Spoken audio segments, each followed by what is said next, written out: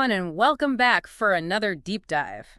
Today we're going to be diving into something that you specifically requested, and that's how to turn insults into opportunities for growth. Yeah. We've got some pretty fascinating material to work with this time, including some insights from Jewish wisdom and the teachings of the Baal Shem.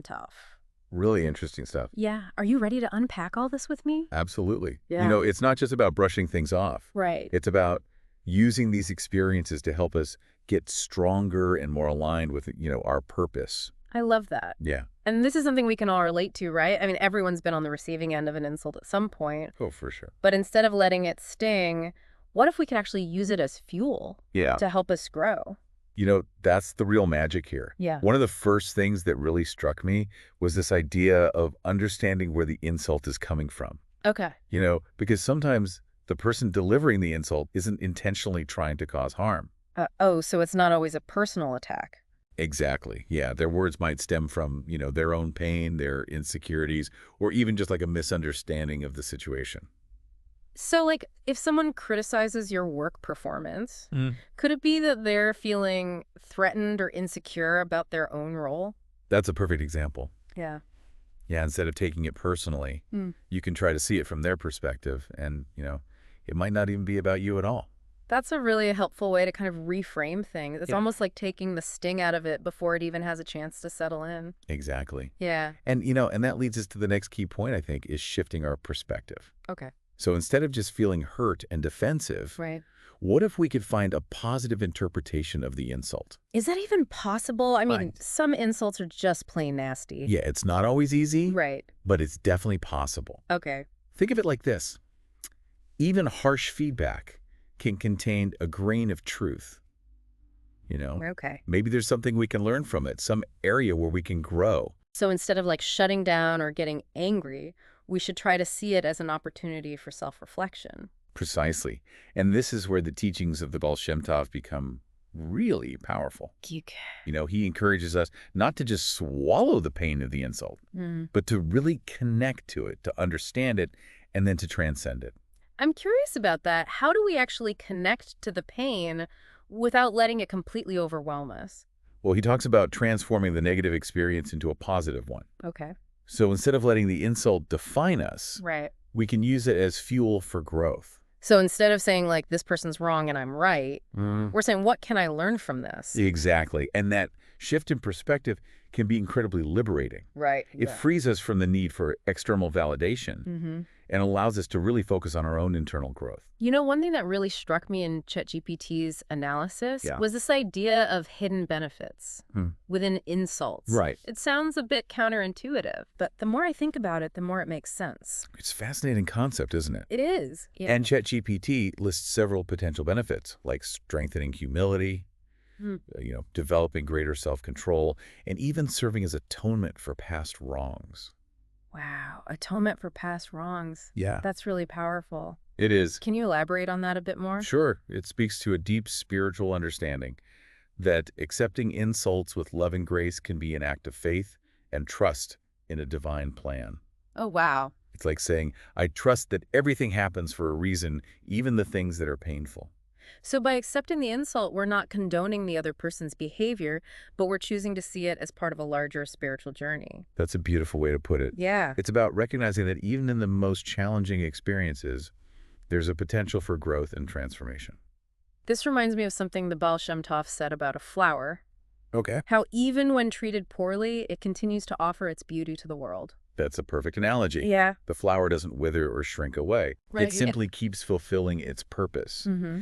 And, and that's the image we can hold on to, I think, when we're feeling insulted. Yeah. We can choose to be like that flower, resilient, steadfast, and focused on expressing our own unique beauty. I love that imagery. Yeah. It's a powerful reminder that our true value doesn't depend on the opinions of others. For sure. It comes from within, from our connection to something greater than ourselves. Exactly. And when we embrace that perspective, Yeah.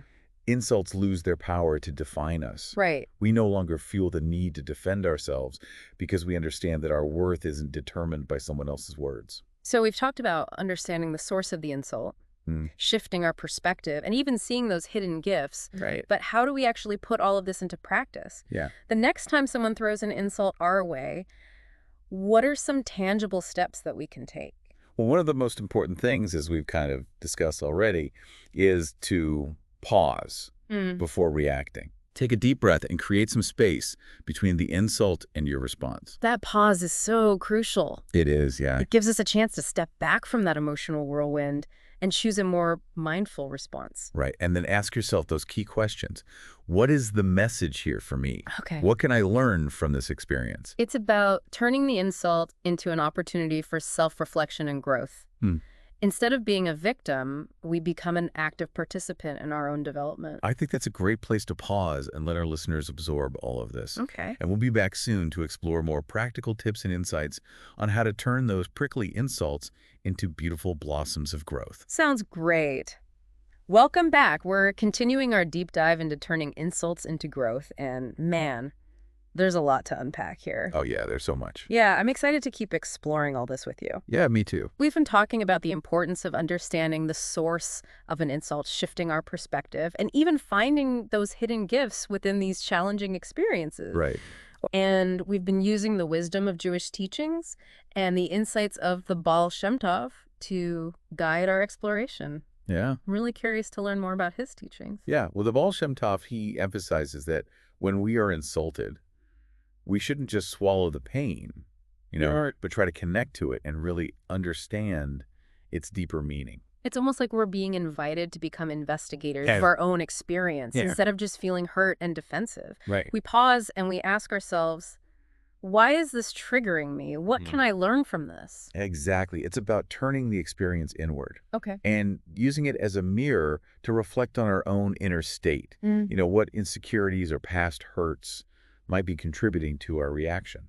Earlier, you mentioned that insults can help us cultivate humility. Yeah. Can you tell me more about that? Yeah, the Baal Shem Tov suggests that when someone insults us, it can actually be a reminder that we are not the source of our own accomplishments. So it's not about putting ourselves down or feeling inadequate. Not at all. It's about recognizing that a higher power is at work in our lives. Okay.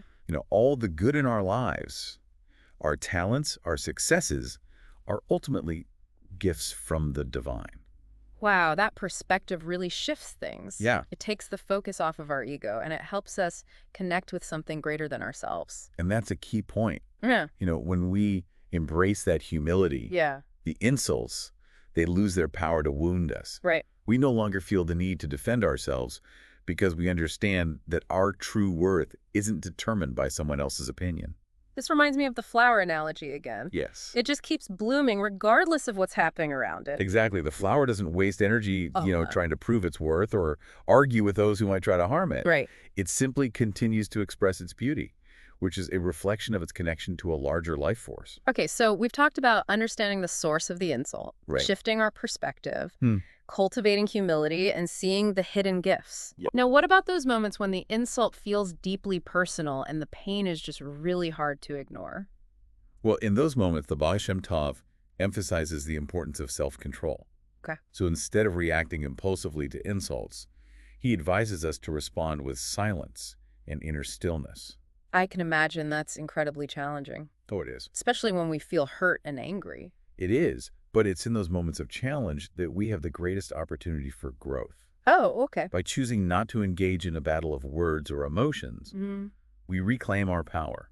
So instead of letting the insult dictate our reaction, we're choosing a different path.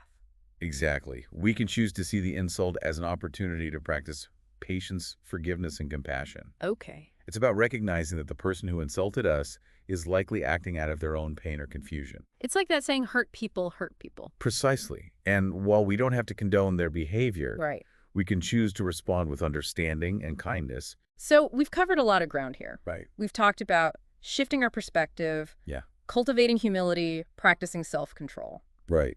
But what about forgiveness? Oh, yeah. Where does that fit into all of this? Forgiveness is essential both for ourselves and for the person who insulted us. Okay. Holding on to anger and resentment only harms us in the long run. So how do we actually practice forgiveness, especially when it feels really difficult? Well, one powerful approach is to try to see the situation from the other person's perspective. Okay. Can we understand why they might have said what they said?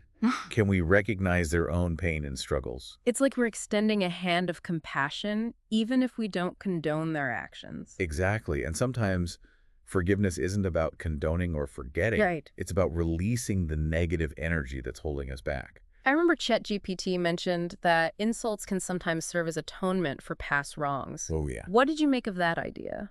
That's a powerful concept. Yeah. It suggests that if we accept the insult with grace and humility, it can actually help us cleanse ourselves spiritually. So it's like we're transforming the negative experience into something positive, something that can help us grow and evolve. It's about seeing the bigger picture and trusting that even in the most challenging experiences, there's a divine purpose at play. This all sounds very spiritual. Mhm. Is there a practical side to this too?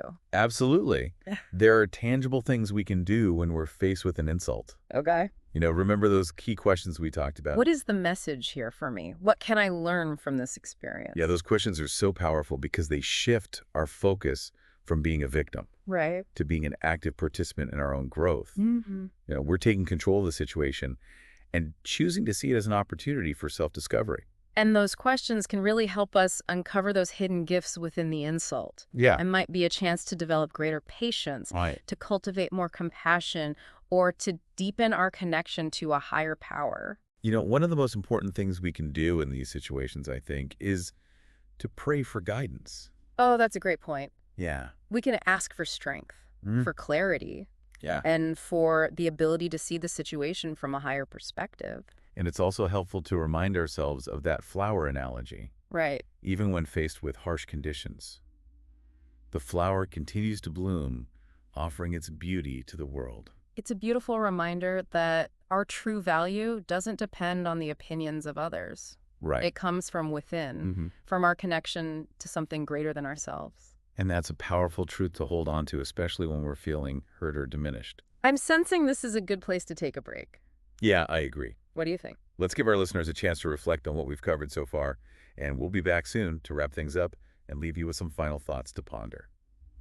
Welcome back, everyone. We're wrapping up our deep dive on turning insults into growth, and man, it's been a journey. It really has. So many fascinating ideas. It really has. We started off by talking about understanding the source of the insult, Right. and then we moved on to shifting our perspective to find those hidden gifts. And we even talked about how these experiences can actually help us grow spiritually. Exactly. And we even touched on some practical things we can all do, Yeah. like pausing before we react to an insult, asking ourselves what the message is and what we can learn from it, For sure. and even praying for guidance. Right. It's all about taking those steps. Yeah, and you know what? That image of the flower continuing to bloom despite the challenges it faces, that really stayed with me. Yeah. Such a powerful visual. It is a reminder that our true value comes from within. Absolutely. It's not about what other people say or think about us. It's about remembering that connection to something bigger than ourselves. Right. That inner strength that no one can take away.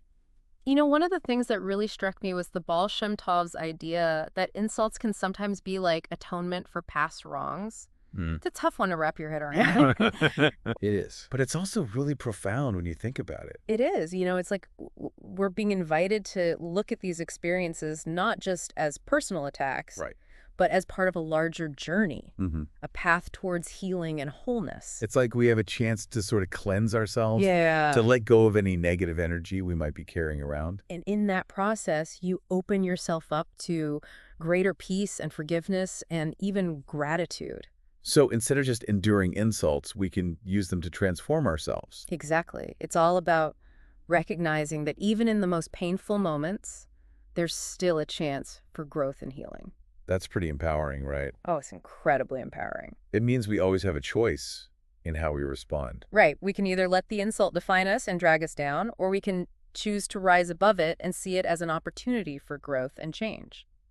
And that choice right there, that's what determines if the experience is going to be a source of pain or an opportunity for positive change. Couldn't have said it better myself. So as we wrap up this deep dive, I want to leave everyone with one final question. Okay. The next time you're faced with an insult or criticism, how will you respond? Will you let it wound you and define you? Or will you see it as a chance to connect more deeply with your own inner strength and purpose? It's something to really think about, and I think that's a perfect place to leave it. Thanks, everyone, for joining us on this journey.